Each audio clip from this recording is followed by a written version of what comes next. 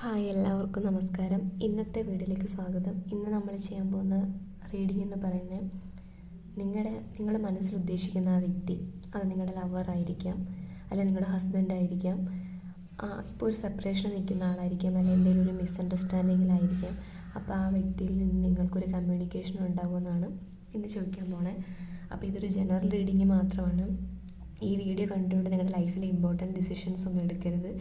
ഇത് ജസ്റ്റ് ഒരു ഇൻഡ്യൂഷന് വേണ്ടിയിട്ടാണ്, നിങ്ങൾക്ക് ഗൈഡിങ് മാത്രമാണ് ഇതിൻ്റെ ഉദ്ദേശം എന്ന് പറയുന്നത്. അപ്പോൾ നോക്കാം. അപ്പോൾ ആദ്യം വന്നിരിക്കുന്ന കാർഡെന്ന് പറയുന്നത് ഇതാണ്, സൺ കാർഡാണ്.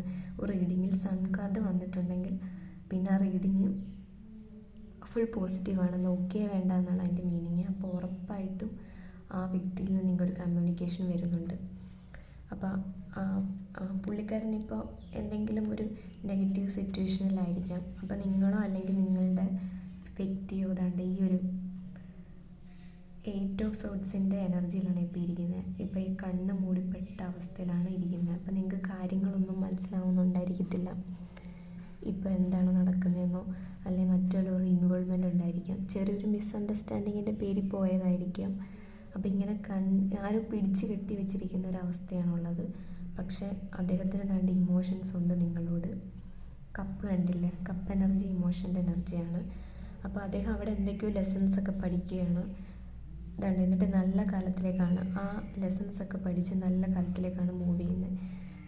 നിങ്ങളുടെ പേഴ്സൺ എന്ന് പറയുന്നത് നിങ്ങളെ അങ്ങനെ പെട്ടെന്നൊരു ദിവസം ഇട്ടിട്ട് പോകാൻ പറ്റില്ല. കാരണം നിങ്ങൾ ലവേഴ്സ് എനർജിയിലുള്ളവരാണ്. നിങ്ങളൊരു പാസ്റ്റ് ലൈഫ് കണക്ഷനൊക്കെ ഉള്ളതാണ്. കണ്ടില്ല, രാധാകൃഷ്ണ പ്യുവർ ലവിൻ്റെ ഈ വേൾഡിലെ ഏറ്റവും വലിയ എക്സാമ്പിളാണ് അവരെന്ന് പറയുന്നത്. അപ്പോൾ നിങ്ങളിൽ നിന്നൊരു ബേബി ആ വ്യക്തി ആഗ്രഹിക്കുന്നുണ്ട്. ഒരുമിച്ച് ലൈഫ് സ്റ്റാർട്ട് ചെയ്ത് ഒരു ബേബി, അല്ലെങ്കിൽ അയാളിൽ നിന്ന് നിങ്ങൾക്കൊരു ബേബി ഉണ്ടായിരിക്കാം. ഒരു ഹസ്ബൻഡ് വൈഫ് റിലേഷൻഷിപ്പ് ആയിരുന്നിരിക്കാം. അപ്പോൾ അതെന്തായാലും വരുന്നുണ്ട്. നിങ്ങളുടെ റിലേഷനെ അയാൾക്ക് പെട്ടെന്ന് മറന്നിട്ട് പോകാൻ പറ്റില്ല. നിങ്ങളിലേക്കൊരു കോണ്ടാക്റ്റ് തീർച്ചയായിട്ടും വരുന്നുണ്ട്.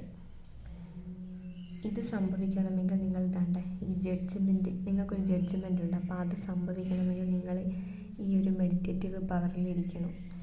നിങ്ങൾ അങ്ങോട്ട് കോണ്ടാക്റ്റ് ചെയ്യാൻ ചെന്നാൽ അത് ആ ആളായിക്കോട്ടെ അദ്ദേഹത്തിന് ഒരു ഡിസ്റ്റർബൻസ് ആയിട്ട് ഫീൽ ചെയ്യത്തുള്ളൂ. അപ്പോൾ അതിൻ്റെ ആവശ്യമില്ല.